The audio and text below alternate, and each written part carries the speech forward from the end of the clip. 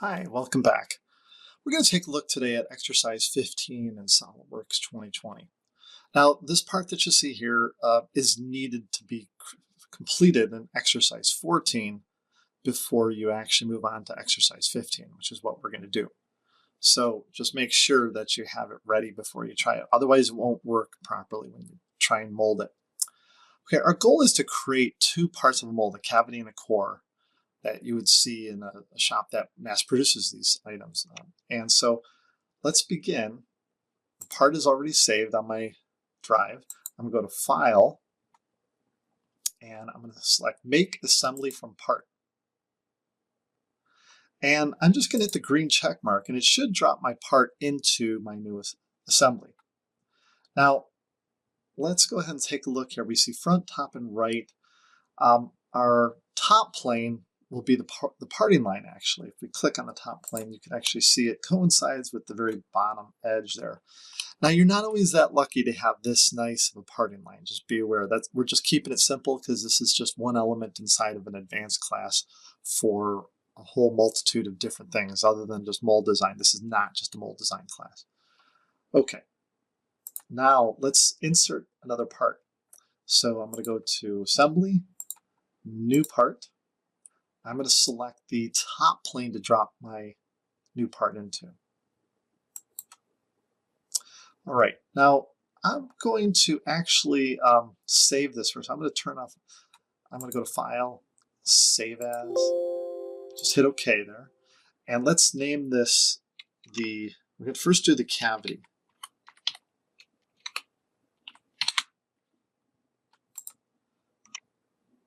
All right, now I'm going to go ahead and hit the little little arrow next to cavity. I'm going to select the front plane, and actually we're already sketching on it, of course. Let's hit the space bar and go to the top view. Now we're going to make the material for the block of steel here. So go to corner rectangle, and right about there, just draw a rectangle around it. To be quite honest, for the lesson, it doesn't matter, but we'll put in dimensions here. And we're going to make it 10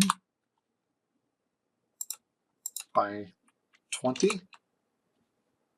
And then dimension from here to the origin, we'll make that 2.5. Actually, I'm sorry, 2. Okay. And then from the origin to this edge here, this one will be 2.5. Okay, let's go to Features and Extrude Boss Base. Rotate this, and now we're going to drag that arrow up approximately 6 inches. And hit the green check. Now, here's the thing. Before you do this, when we go into the cavity feature for SolidWorks, it's going to give the options to scale it down. And the reason they have the scaling option is for material shrinkage. So for shrinkage compensation, because whatever material you're using, depending upon the material, some shrink a lot, some don't shrink much at all, but there's different variables there. And talk to your manager before you just go plugging numbers in and how far you want to do it. So when you do this, you might want to actually open the E4 cavity part by itself and go to Tools and actually Insert, Features, and you'll find Scale. And then over here you have the ability to scale about the origin, a coordinate, or a centroid.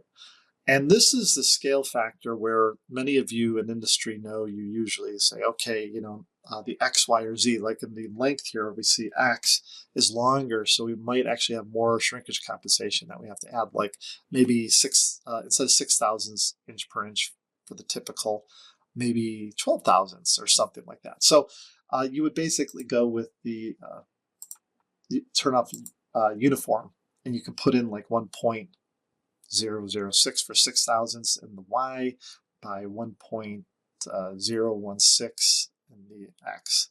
Things like that. We're not going to use it though, so just be aware. We're going to keep it simple. You'd want to add it here though if you're going to add the shrinkage compensation, and I'm going to show you why.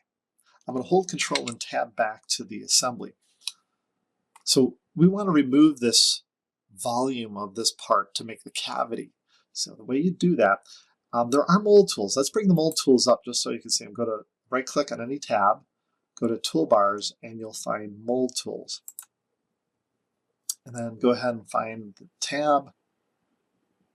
And why am I not seeing it here? Let's see, did I already have it on? There we are. Okay. So you see there's a lot of different tools here for making molds. And some of them are just fabulous. If you have someone, a supplier, who's giving you parts that are beautifully modeled, the new tools are fast, they're awesome. But if you get stuff that's not all that great, this method will pull you out of the trouble when you have that. But anyhow, okay, so in here you'll notice that there actually is not a cavity function, which is interesting. So what we're going to do is we're going to customize this to add it to our list. So right click and go to customize. And then with the customization, go to commands. And we should be able to find it in here. Let's see.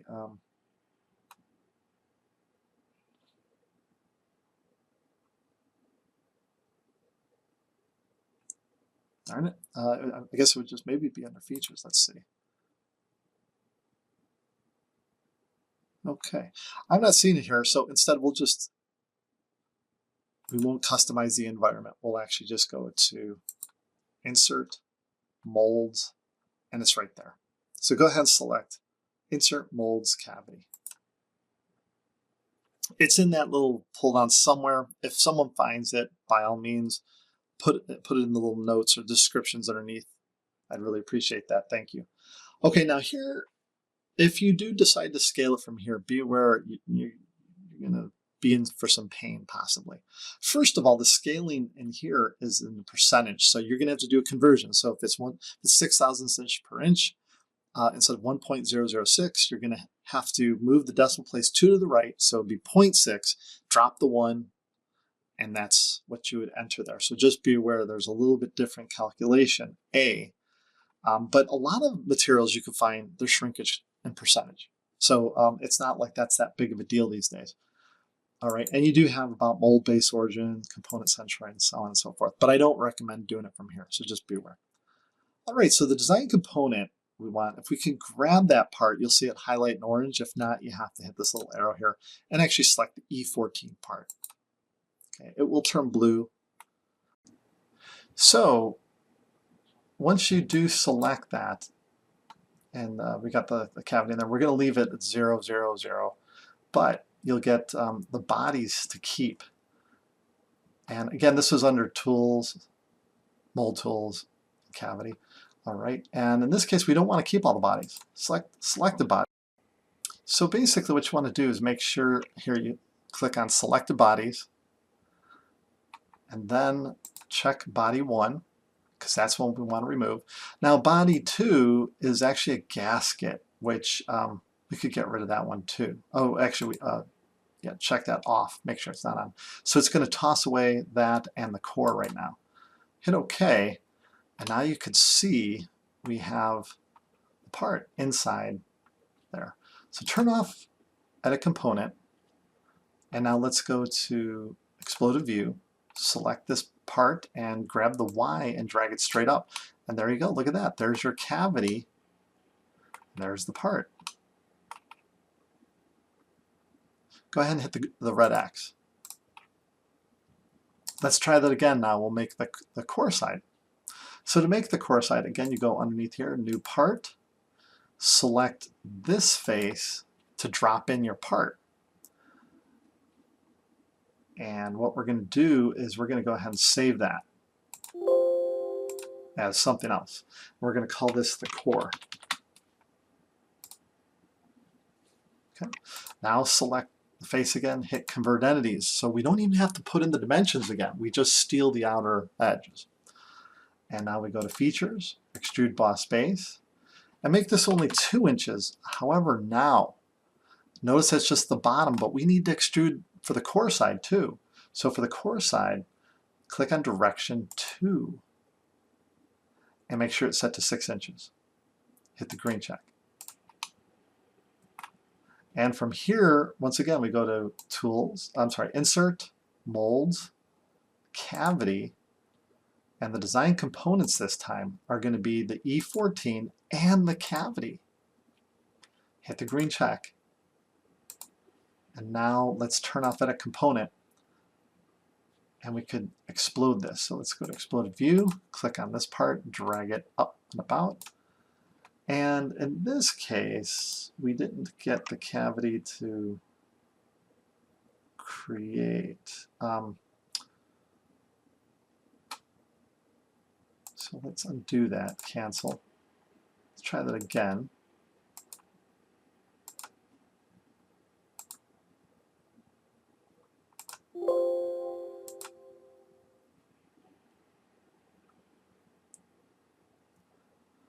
Okay, so let's give that one more shot. I'm going to leave in the errors that happen because you might run into them too. All right, so we see the design component. The cavity didn't get selected. I must have clicked on it, but it didn't get added to that list. So hit the green check. And now let's go to turn off Edit Component, go to Exploded View. Let's click on this part first, drag that down. Hit Done, click on the core, drag that up, and look at that. We have our cavity and core. Hit the green check, and we'll leave it exploded. All right, now we want to make a drawing. So let's save our assembly. I'm just saving it as assembly 1, but you can save as E15. All right, now to make the drawing, we're going to go File, Make Drawing from Assembly. Now we're just going to make a small little A.